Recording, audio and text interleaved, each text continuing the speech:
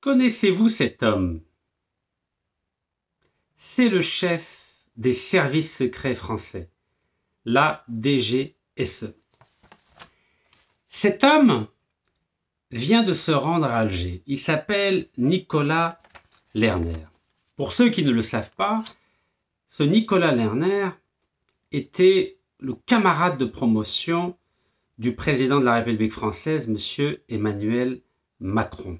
Il y a à peine un an, il a été nommé à ce poste extrêmement sensible suite à la mauvaise gestion des services secrets français par l'ancien ambassadeur de France à Alger, Bernard Hémier, qui pendant 7 longues années a dirigé les services secrets français et suite au fiasco de 4 agents de la DGSE au Burkina Faso, il a été limogé et le président Macron a décidé de nommer un fidèle des fidèles à la tête des services secrets français. Alors, ce chef des services secrets français, M. Nicolas Lerner, s'est rendu de façon secrète en Algérie hier.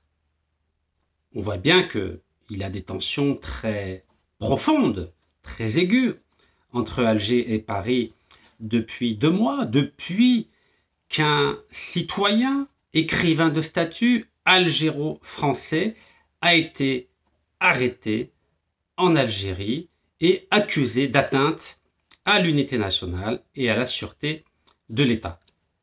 Après cela, un reportage a été diffusé sur les chaînes de télévision algériennes, prouvant par le témoignage d'un terroriste que les services secrets français envisageraient d'organiser une entreprise de déstabilisation et en Algérie et dans les pays du Sahel. À l'époque, M. Jean-Noël Barrot, le ministre français des Affaires étrangères, avait dit, dixit, que les accusations portées par Alger étaient fantaisistes et infondées. J'avais expliqué lors d'une précédente vidéo que le terme fantaisiste n'était pas approprié dans les relations diplomatiques entre États souverains. Mais la France nous avait habitués à bien pire depuis la colonisation, car dans ses relations très spéciales qu'elle entretient avec l'Afrique et notamment l'Afrique du Nord, on ne peut pas dire que le respect soit le paradigme qui fonde les relations entre ces deux États. Ce Nicolas Lerner, patron des services secrets français, s'est donc rendu lors d'une visite extrêmement rapide à Alger, dans ce climat de tension extrêmement important entre Alger et Paris.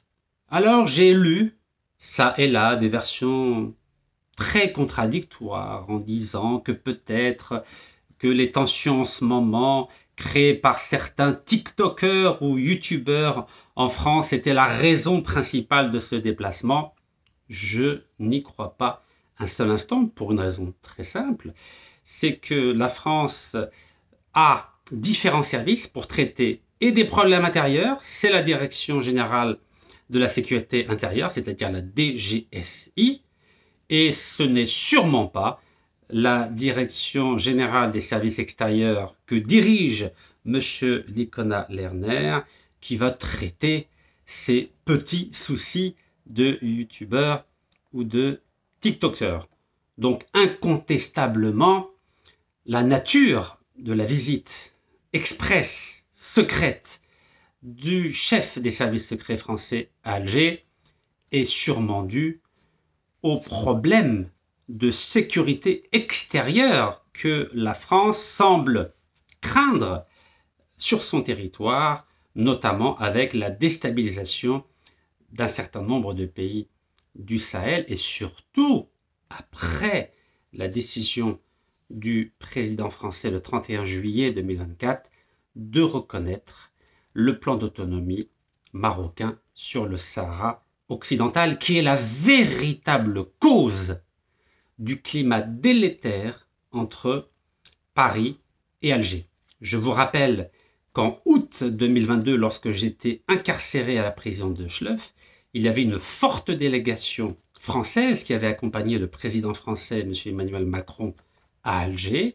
Et lors de cette visite officielle, très importante à l'époque, une feuille de route a été définie entre les deux capitales, Paris et Alger, pour maintenir non seulement un haut niveau de relations entre Alger et Paris, mais surtout ne pas changer les positions respectives sur les dossiers considérés comme sensibles, que ce soit la question du Mali ou la question du Sahara occidental et bien sûr la question libyenne. Cette feuille de route a tenu pendant 2 ans jusqu'au 31 juillet 2024, mais malheureusement, pour des raisons que tout le monde ignore, le président français a décidé de bouleverser, de ne pas respecter cet engagement contenu dans cette feuille de route. Et à partir du 31 juillet, tout s'est accéléré négativement et les relations entre Paris et Alger depuis cet été 2024 n'ont cessé de se détériorer. Un climat délétère aussi bien au niveau des affaires, des relations diplomatiques, avec la décision prise par Alger de rappeler son ambassadeur à Paris. Nous avons vu que la coopération sécuritaire a été arrêtée aussi. Nous avons vu aussi ce problème qu'il y a eu avec des TikTokers, des YouTubers, des décisions hâtives prises par le ministre de l'Intérieur, M. Retailleau, qui apparemment a oublié que l'Algérie ne constitue plus 3 départements français. Et à cela, je vous renvoie à un livre magnifique qui s'appelle Domination et colonisation de Jules Armand. C'est vrai qu'il est ancien, Alors, ce Jules Armand était ambassadeur honoraire, donc il savait de quoi il parlait.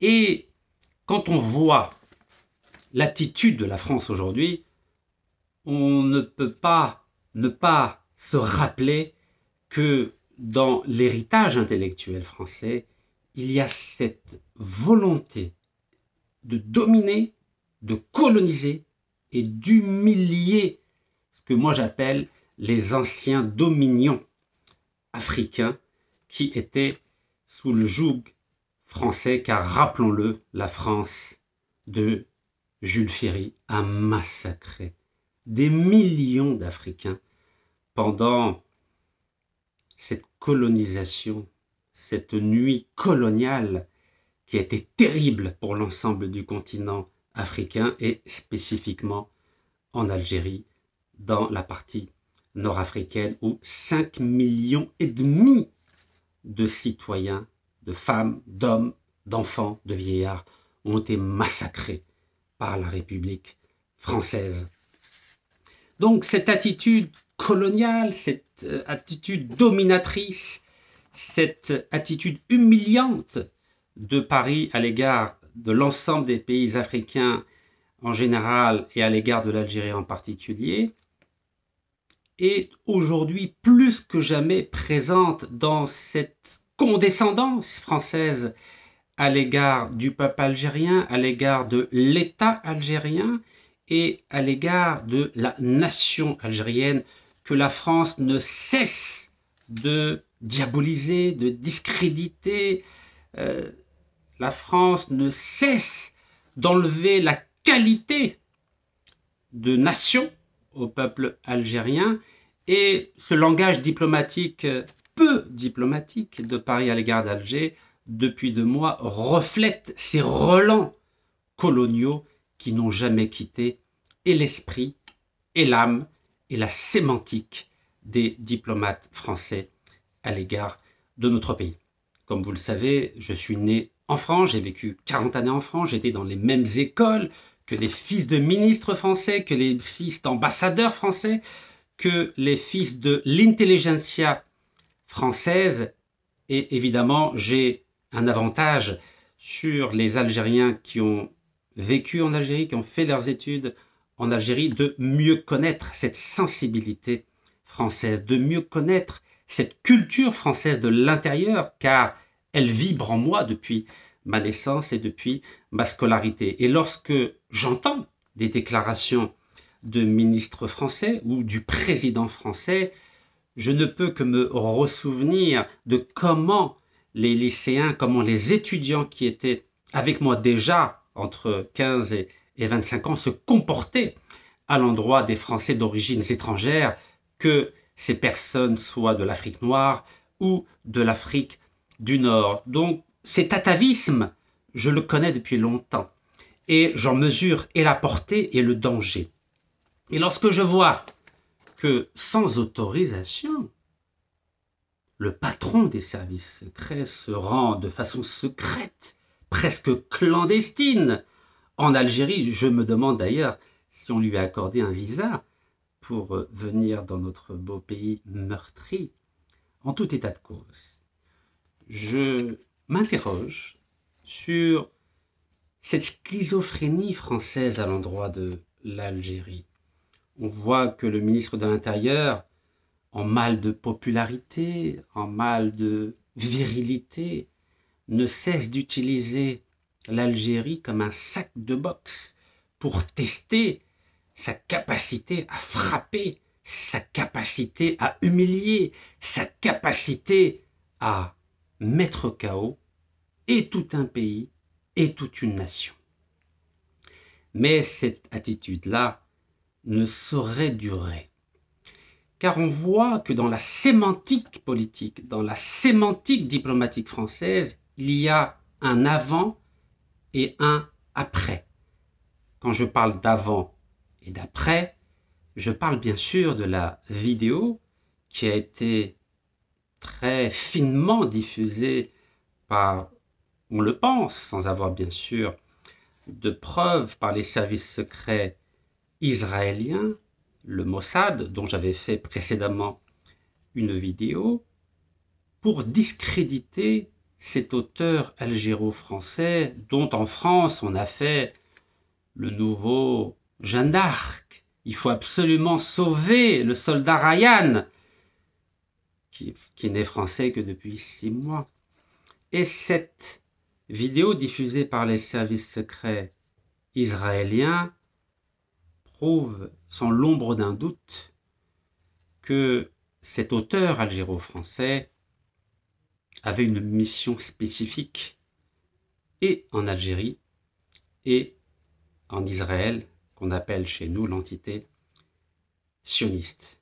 D'aucuns n'ont pas fait le parallèle, mais à l'époque où ce monsieur était directeur central de l'industrie en Algérie, entre 1996 et 1997, le ministre de l'Industrie s'appelait Abdeslam Bouchouareb. Et vous savez, vous qui me connaissez depuis maintenant 11 ans, que nous avions organisé avec les militants de notre mouvement des manifestations devant les biens mal acquis des dignitaires algériens de la mafia des 40 voleurs de l'ancien président feu Abdelaziz Bouteflika, et notamment devant l'appartement qui a une valeur de 3 millions d'euros, qui avait une valeur de 3 millions d'euros en 2016, de ce fameux ministre de l'Industrie dont parle cet auteur algéro-français, M. Abdeslam Bouchouareb, et qui était, pour parler crûment, un agent de normalisation entre Tel Aviv et Alger, sans l'accord du président de l'époque, le président algérien Liamin Zerouar. Et vous savez que ce ministre de l'Industrie a été condamné depuis à 100 années de prison en Algérie. À l'époque, on disait que Rachid Nekaz n'était pas un nationaliste. Comment pouvait-il accuser un ministre de la République algérienne de forfaiture, de biens mal acquis? Ce n'est pas possible. Et pourtant, le temps, vous savez, révèle beaucoup de choses. Et à l'époque, j'avais déjà dit que ce ministre de l'Industrie algérienne est ami extrêmement proche du président actuel, M. Emmanuel Macron, car à l'époque, ces deux commis de l'État, ces deux serviteurs de l'État et de l'Algérie et de la France, étaient respectivement ministre de l'Industrie et ministre de l'Économie.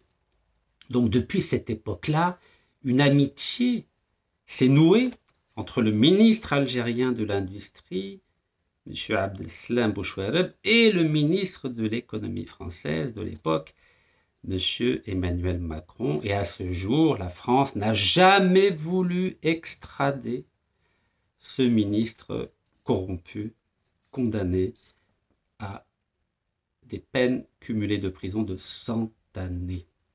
Alors pourquoi à l'époque j'avais dit que ce ministre ne pouvait pas continuer à être ministre? Pour une raison très simple, et qui est liée à la dimension patriotique. Ce ministre avait une sœur mariée avec un homme français de culture hébraïque. Vous savez que dans l'islam, nous respectons tous les gens du livre, les Ahl el-Kitab, c'est-à-dire les chrétiens, les juifs, les musulmans. Mais quand on dirige l'économie d'un pays, quand on dirige l'industrie d'un pays, quand on signe les contrats les plus importants d'un pays, on ne peut pas avoir un beau-frère de culture hébraïque proche de l'entité sioniste qu'on appelle Israël en France. Et cette vidéo diffusée par les services secrets de l'entité sioniste prouve que ce que j'avais dit en 2016, et cette vidéo est toujours disponible à travers l'ensemble des réseaux sociaux, a été confirmé. L'ancien ministre de l'Industrie, M. Abdeslam Bouchouareb, ainsi que son directeur central de l'industrie, l'actuel algéro-français, qui est hospitalisé dans le plus grand hôpital algérien, Mustapha Bacha, à Alger, donc il n'est pas en détention. L'Algérie prend soin de lui, car si l'Algérie était irresponsable, elle l'aurait incarcéré dans la prison de Koléa où j'ai passé 14 mois, et croyez-moi, avec les informations diffusées à travers les médias du monde entier, je ne donnerai pas cher de sa peau dans une prison de 4000 détenus. Donc l'Algérie a fait un immense cadeau à cet auteur, agent algéro-français, en l'hospitalisant dans des conditions extraordinaires à l'hôpital Mustapha Bacha, où il bénéficie chaque jour de la visite de ses avocats, de sa famille de 9 h jusqu'à 17 h, et chaque jour il a le droit de se nourrir avec la nourriture de sa famille. Je vous rappelle que dans les prisons algériennes, on n'a pas le droit à ce luxe. Pour ma part, lorsque j'étais incarcéré dans 4 prisons algériennes, je n'avais le droit à la visite de ma famille que 20 minutes tous les 14 jours et à 8 kilos de coups-fins. Je ne suis pas là pour vous parler de ce traitement inégal, mais simplement pour rappeler à l'opinion publique française et internationale que l'Algérie prend soin de cet auteur algéro-français avec délicatesse et avec beaucoup de respect, car évidemment, l'Algérie n'entend pas être poursuivie dans les prochains mois ou dans les prochaines années pour n'avoir pas pris assez soin de ce détenu privilégié, surtout avec cet acharnement médiatique, cet acharnement politique, cet acharnement intellectuel et cet acharnement diplomatique contre l'Algérie, quand bien même des accusations extrêmement graves pèsent sur les agissements de cet écrivain de statut et les agissements de cet homme au passé trouble. Évidemment, il n'est pas de mon ressort de juger cette personne-là. La justice algérienne va s'en occuper et en tant qu'Algériens, nous entendons à ce que la France respecte la souveraineté de l'Algérie. Nous entendons à ce que la France respecte la justice algérienne, quand bien même les agissements de l'État algérien ou de la justice algérienne ne conviendraient pas à l'ancien colonisateur qui s'appelle la France. Donc, comme je le disais il y a quelques minutes, il y a un avant la diffusion de cette vidéo sur cet auteur algéro-français et un après la diffusion de cette vidéo. Le ministre actuel des Affaires étrangères, Jean-Noël Barrot, disait que les accusations portées par Alger étaient fantaisistes et infondées. Et on voit qu'après la diffusion de cette vidéo, tout d'un coup, il fait une nouvelle déclaration, donc le 15 janvier, 17h34, sur Europe 1. Il dit « L'Algérie et la France ne doivent pas nourrir de tensions durables. » Il y a une amélioration sémantique très importante. Et qu'apparemment, il dit, ni la France ni l'Algérie n'avaient intérêt à ce que s'installe une tension durable entre elles. Enfin, un langage diplomatique qui tend vers l'apaisement et la fin de cette croisade française contre l'Algérie. J'aurai l'occasion lors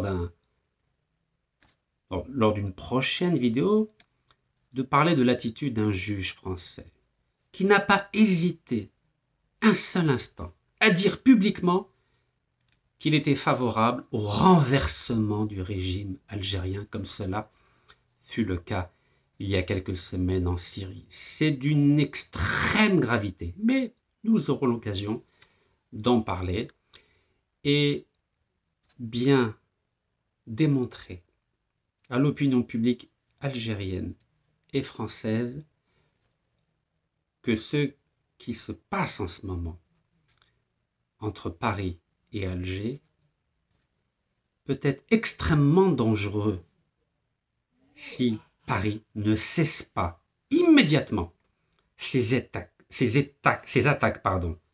répétées, fortes et machiavéliques contre l'État algérien et contre le peuple algérien, et notamment contre sa diaspora algérienne en France, forte de 5 millions d'âmes. Je vous dis à très bientôt, Inch'Allah. Tahiyya al-Jazair. Wallah yarham al-shuhada.